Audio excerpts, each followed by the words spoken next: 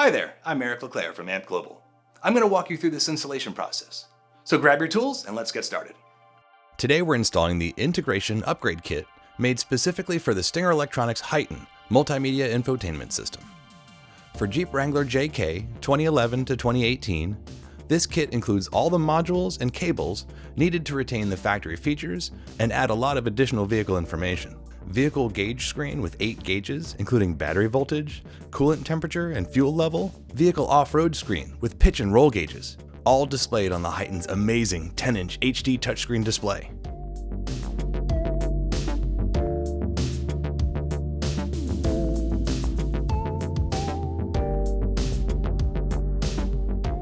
Begin by removing the front rectangular frame around the screen of the Heighten.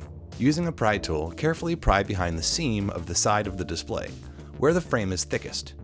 Repeat this on the opposite side. Now you can unlatch the bottom edge and swing the whole frame upward to remove it. Using a long shaft magnetic tip Phillips screwdriver, remove the 2 Phillips screws from each side of the mounting panel.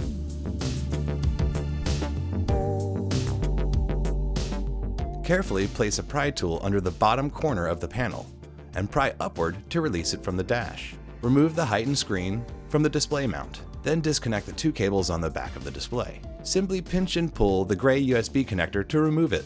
There's a piece of plastic above the black locking tab on the black connector, which makes it difficult to reach. Using a flathead screwdriver or a pry tool makes it easier to release this clip. Insert your pry tool under the bottom edge of the window control switch or storage area if you have manual windows, and pry to remove the switch. Slide the red latch to the side and then press down on the black tab to release it. Remove the 7mm bolt found here. Remove the small rubber tray from the upper dash. Remove the 7mm bolt underneath it. Using a pry tool, carefully pry the top edge of the knee bolster back and down to remove it from the vehicle. Then remove the 2 7mm bolts. Now we're going to remove the large dash panel. To avoid activating the windshield wipers, make sure the Jeep is off at this point. It also helps to lower the steering wheel to its lowest position.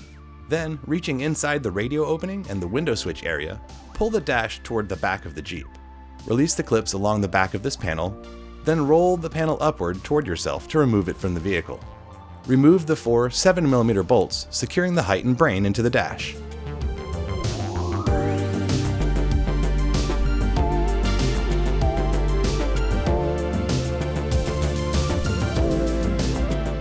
Unplug the vehicle harness. Unplug the blue GPS antenna. Unplug the USB cable. Unplug the HDMI cable. Unplug the AM/FM antenna adapter. Next, under the steering column, there are 2 10mm bolts that need to be removed. Once they're removed, slide the metal plate up, then pull it backward to remove it. This gives us access to where we will connect our T-harness. Unplug the factory harness. Compare it to the 2 harnesses supplied with the kit. One of them will match the factory connector. Plug our T-harness that fits into your vehicle. The harness that does not fit will not be used for your installation. Using electrical tape, attach the other end of this T-harness with the 2-pin connector to a long zip tie and use that to route it through the dash to the radio opening. That's it for vehicle disassembly. Now we can head to the bench and connect all of our wires and modules. Disconnect the 2 pink SpeedSense wires from the Heighten main harness and multi-camera harness. Unplug the harness connected into the back of the radio replacement module from the back of the Heighten brain. Now connect the new vehicle harness from the kit into the Heighten brain. Connect the 16-pin main power harness. Connect the 6-pin steering wheel control plug. Now we're going to take this pink SpeedSense wire that we disconnected from the multi-camera input harness and connect it to the pink SpeedSense wire on the main vehicle harness. Connect the 3 harnesses into the radio replacement module: the power connector, the main connector, and the audio connector, which can be connected into one of 2 positions. If your Jeep has a factory amplified sound system, use the port labeled amplified. If your Jeep is non-amplified, then plug into the port labeled non-amplified, like we're doing here. The remaining connector routes down and makes a U-turn and plugs into the other side of the module. Plug the small 10-pin cable into the port labeled expansion port. The cable is non-directional and can be plugged in either way.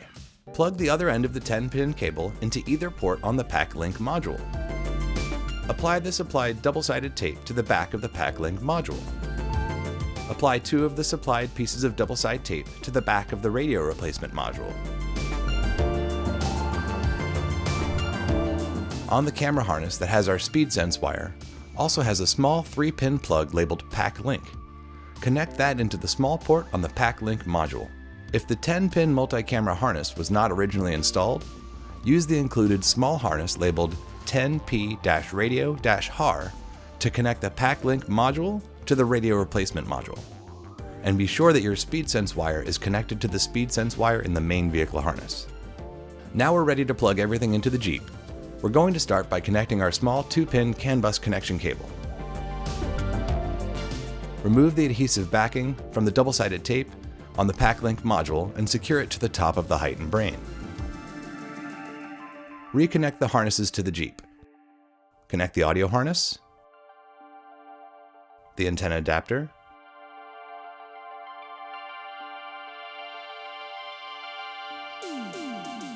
the blue GPS antenna. The USB cable goes into the port closest to the edge of the Heightened chassis. This is the port used for Android Auto and CarPlay. Reconnect the HDMI cable. Plug in the vehicle harness. Now the green and red LEDs on the radio replacement module should begin flashing when connected. Pass the cables back into the dash of the Jeep, being careful not to cut or smash any wires. Moving cables around a bit will allow everything to fit into the dash. Reinstall the 4 7mm bolts that secure the height and brain into the dash.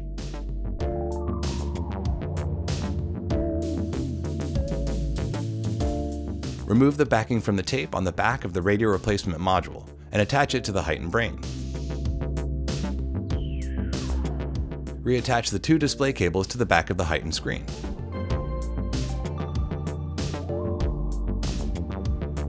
At this point, it's good to do a functionality check to make sure everything's working before completing the install.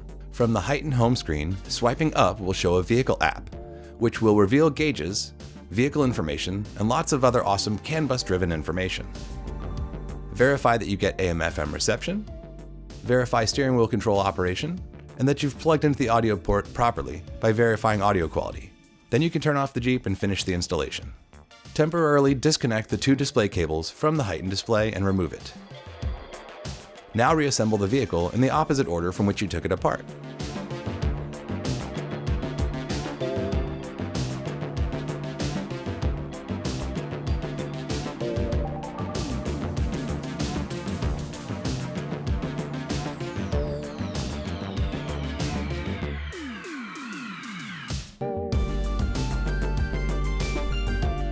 Reinstall the dash panel and all the 7mm bolts which were removed. Carefully thread the tip of the 4 Phillips screws into the sides of the display. Confirm that they're installed flush and not protruding beyond the thickness of the plastic. Apply a strip of painter's tape just below the radio opening area, above the air vents to protect them from being scratched. Reconnect the 2 heightened display cables. To attach the display assembly, align the location ribs on the side of the mounting panel to the side brackets. This will center the panel side to side. Then, holding the panel from the sides, position the bottom edge just above the air vents and push the assembly forward and up until it latches into place. Then remove the painter's tape. Using a long shaft magnetic tip Phillips screwdriver, finish installing the 4 Phillips screws. It may help to push on the heightened mounting bracket flush against the Jeep panel while installing the screws. Reinstall the knee bolster panel by installing the lower edge and tilting it upward until it snaps into position. Then reinstall the rectangular frame around the heightened screen by hooking the top edge, then swinging the bottom edge down until it snaps into position, which completes our installation of our integrated upgrade kit for Jeep Wrangler JK. We hope you've enjoyed this install video. Thanks for watching.